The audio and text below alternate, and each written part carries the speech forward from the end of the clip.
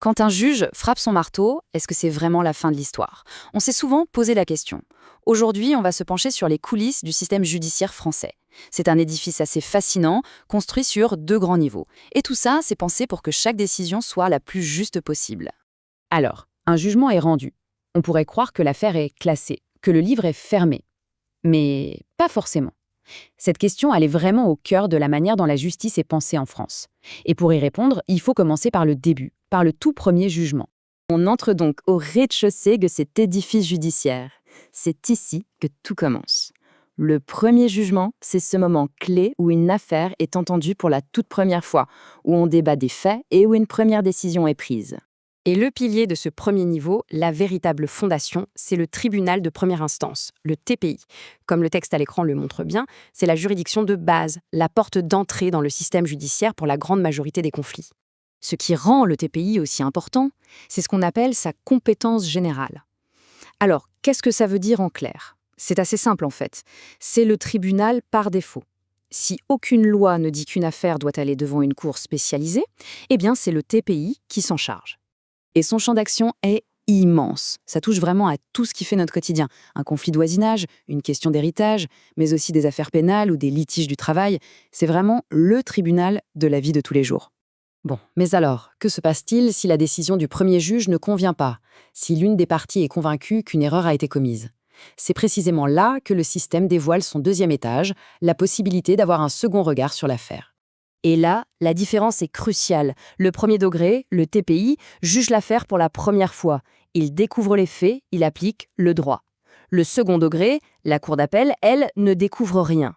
Elle réexamine entièrement le dossier, que ce soit sur les faits ou sur le droit. C'est pour ça qu'on les appelle les juridictions du second degré. Leur mission, ce n'est pas de tout recommencer à zéro, non, mais bien d'apporter un regard neuf, un contrôle sur une décision qui a déjà été prise. C'est une sorte de filet de sécurité juridique. Attention, petite nuance importante. Pour les crimes les plus graves, le système s'adapte. Dans ces cas-là, des chambres spécialisées au sein même de la cour d'appel peuvent juger directement l'affaire.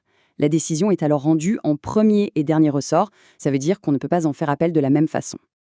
Ok, maintenant qu'on a posé les bases, voyons concrètement comment ça marche. Comment est-ce qu'une décision contestée grimpe les marches du palais de justice pour obtenir ce fameux second regard? Le parcours est très balisé. Tout commence avec un jugement au tribunal de première instance. Si une des parties n'est pas satisfaite, elle peut interjeter appel. C'est l'acte formel qui enclenche la machine et qui transfère le dossier à l'étage du dessus, la cour d'appel, pour un réexamen complet.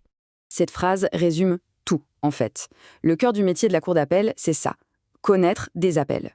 Autrement dit, sa fonction première, c'est d'écouter les arguments, d'analyser à nouveau le dossier et de rendre une nouvelle décision.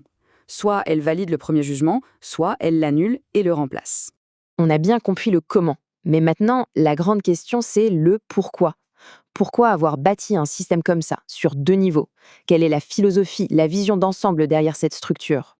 En fait, les raisons sont multiples, mais elles tournent toutes autour d'une seule et même idée, l'équité. Il s'agit d'offrir une seconde chance, de pouvoir corriger une erreur humaine, que ce soit une mauvaise appréciation des faits ou une mauvaise application de la loi. C'est un contre-pouvoir essentiel au sein même de la justice, une garantie pour que le verdict final soit le plus solide et le plus juste possible. Et c'est sur cette interrogation que l'on termine. Ce droit de faire appel est une garantie précieuse, c'est certain. Mais est-ce que cette double analyse est toujours et forcément synonyme d'une meilleure justice? Ou est-ce que parfois ça peut aussi complexifier la recherche de la vérité? La réponse est loin d'être simple et elle touche au cœur de notre rapport à l'idée même de justice.